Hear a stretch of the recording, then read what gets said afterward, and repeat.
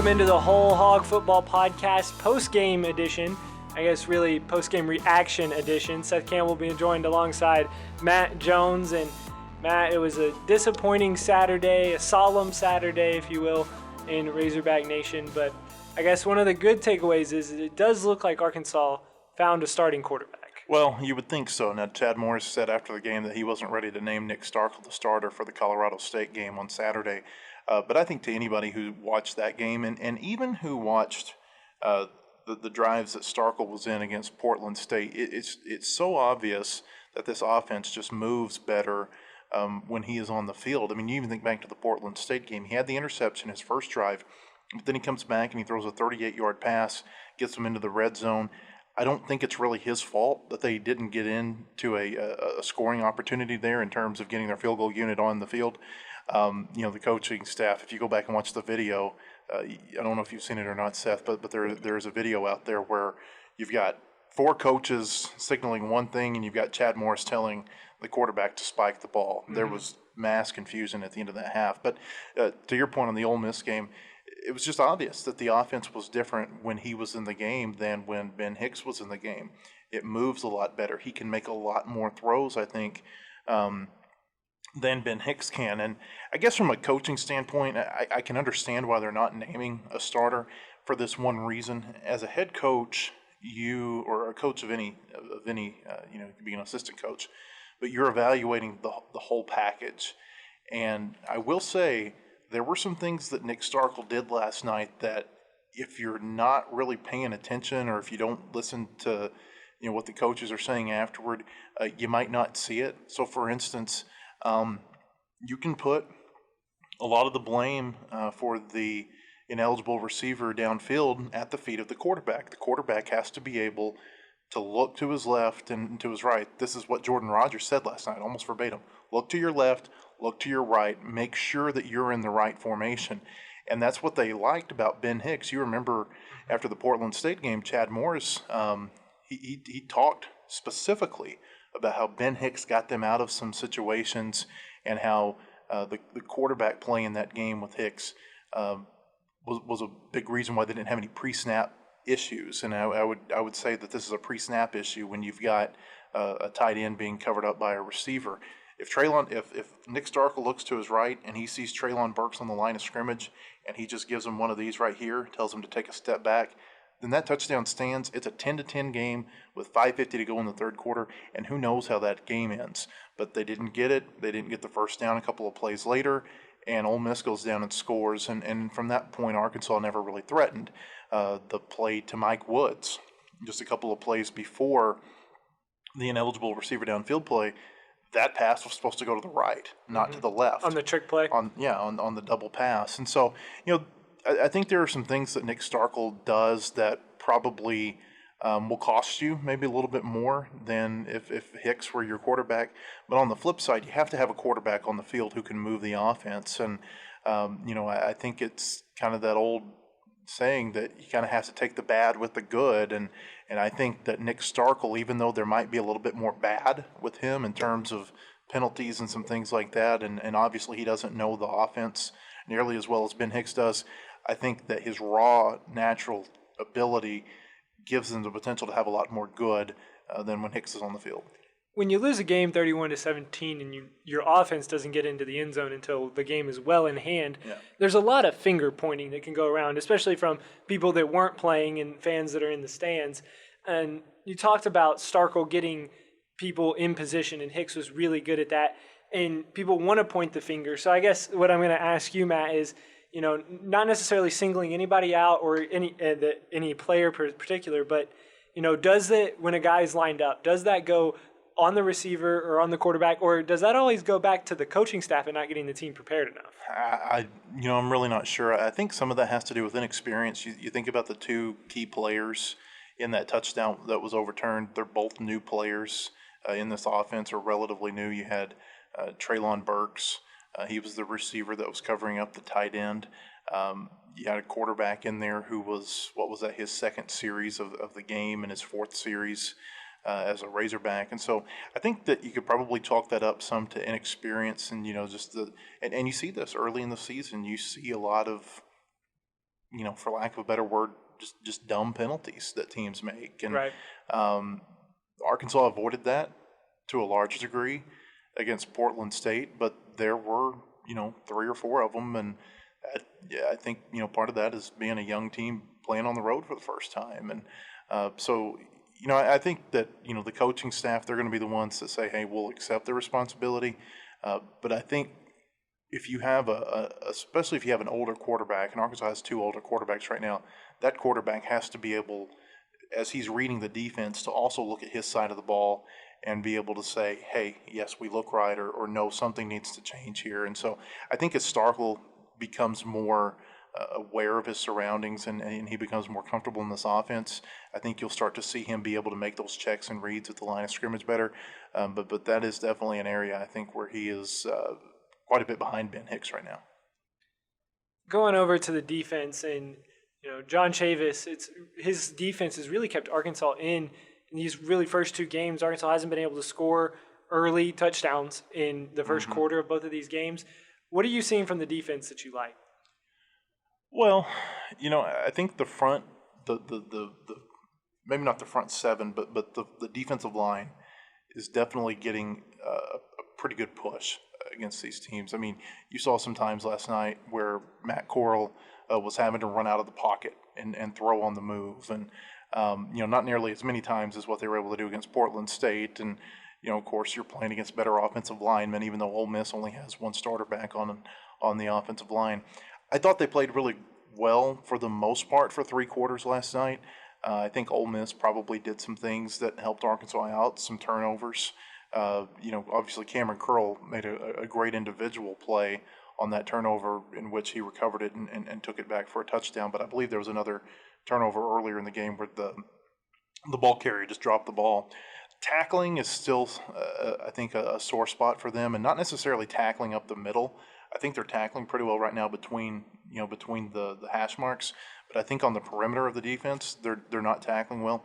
You think about a big play in the game Saturday night was early on, maybe Ole Miss's second drive. At 3rd down and short, they throw a little short pass out to Dontario Drummond. Jarquez McClellan misses a tackle. It's a 26-yard gain, and all of a sudden Ole Miss is able to get that tempo in place, and they go down the field and they score in 13 plays and 85 yards. And that play, even though it might have gone for a first down, it was the missed tackle that I felt really gave Ole Miss some momentum and was able to get them in that tempo offense. And whenever teams are able to establish that tempo, that's when Arkansas, under Chavis, has been unable to slow them down, for lack of a better term. But they've struggled when teams have gotten into their rhythm, into their tempo offense. And so that happened a couple of times in the first few quarters last night. And then in the fourth quarter, it looked to me like they were just gassed. They were on the field for a long time last night.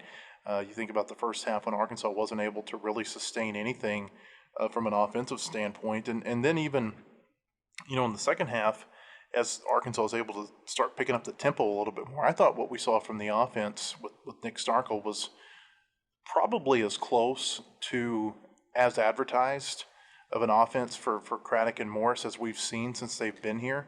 But on the flip side, that puts your defense on the field a little bit more. And so, I think they played okay. I do think you have to look at this, though. Ole Miss had a really good offensive night last night. Maybe not really good, but they had a good offensive night. Much, much better than what they had against Memphis. They had 310 yards more of total offense in that game against Arkansas than they had against Memphis. And part of that, I think, has to do with the adjustments. You didn't expect a Rich Rodriguez offense to stay down for long. Right.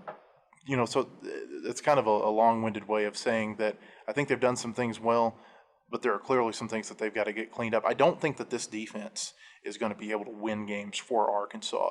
I think they're going to be able to keep them in games, but Arkansas's got to be able to score more points, to win games. I don't see Arkansas being able to score 20 points like they did against Portland State most games and win. I think that this is going to be a team that has to score 28, 35 points per game, that type of offensive performance to win most of their games. Which isn't a bad thing. That was what was advertised from Morris coming in to his tenure at the University of Arkansas, was that we're going to left lane, hammer down, and we're going to score some points. And everybody, if you watch Oklahoma, a team that does the high-level offense really well, they give up a lot of points, but they're going to score. And Arkansas, for whatever reason, just hasn't been able to put points on the board.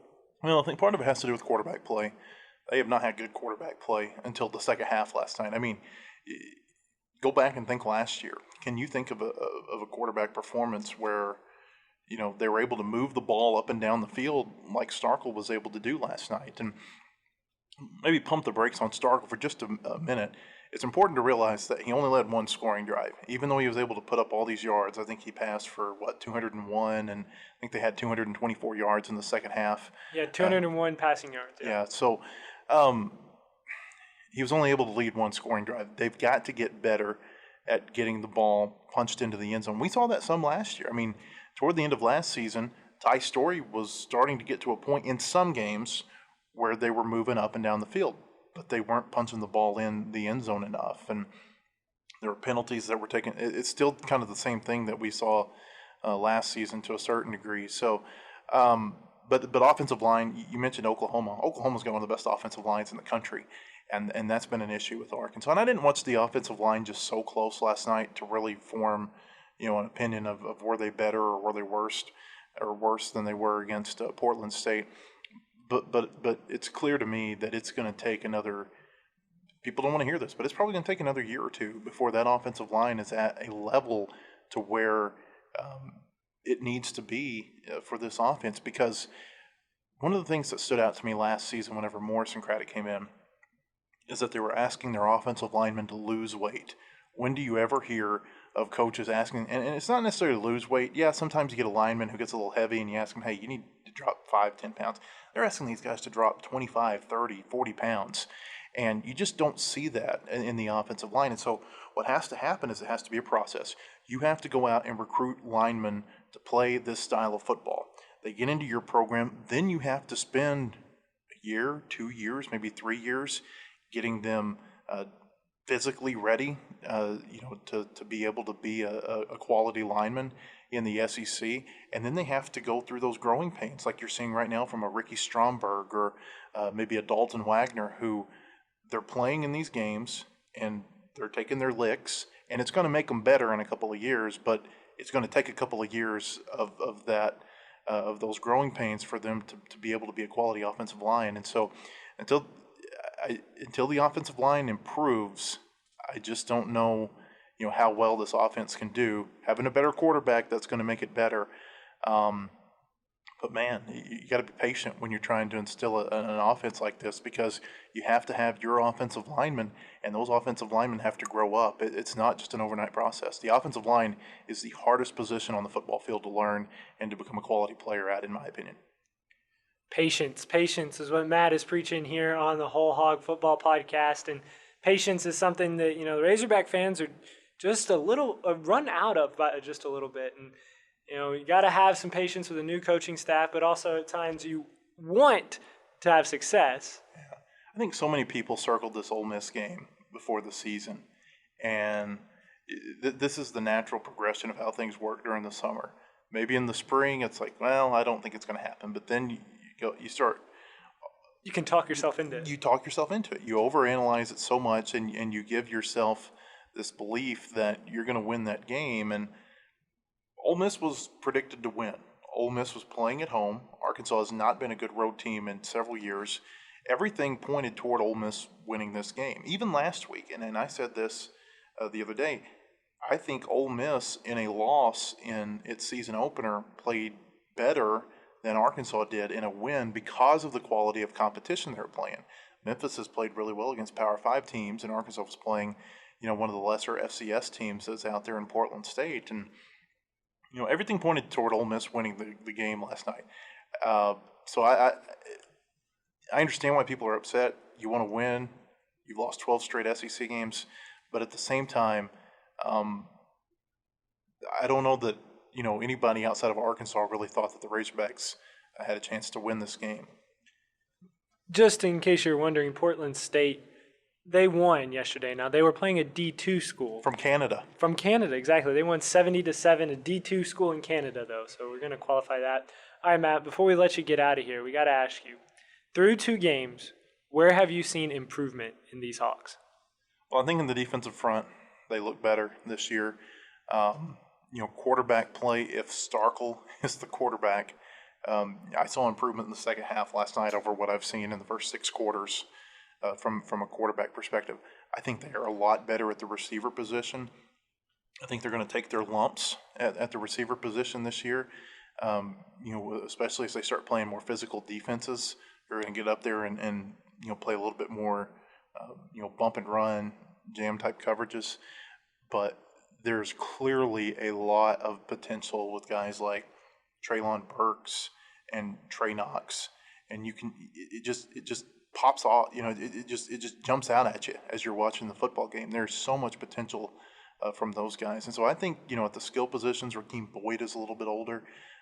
C.J. O'Grady didn't have a great game against Ole Miss, but he's obviously a year older. I think they're a lot better at the skill positions, and probably they're a little bit better on the offensive line, even though it didn't necessarily show in the Ole Miss game. And to Ole Miss's credit, Ole Miss plays a 3-man defensive front with 3 seniors, and so that's one of the more experienced defensive fronts Arkansas is going to see all season. So I think this team has improved. Now, is it going to win an SEC game? I don't know. I thought Ole Miss was probably going to be their best chance to win an SEC game.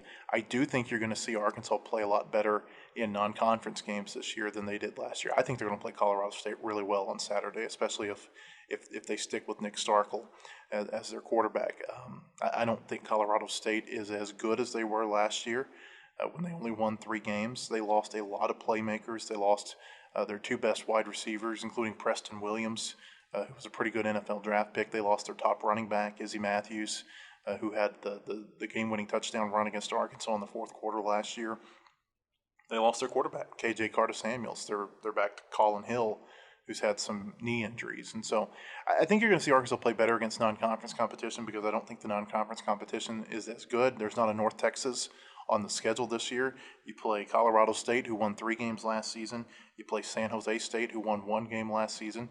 And you play Western Kentucky, who won 1 game last season. So I think they're going to win their non-conference games. Then the key becomes, can they pull an upset somewhere along the way in the SEC? What I saw in the second half last night, tackling notwithstanding, I thought that there was a little bit of a glimmer of hope right there, that they can build on that and maybe they can get to a 5th win by the end of the season and if all the stars align and they play their cards right, maybe they can get to that 6th win in a bowl game. I wouldn't put any money on them getting to a bowl game right now because I think that, unlike most, I thought any path to 6 wins in a bowl game went through Oxford and a win there.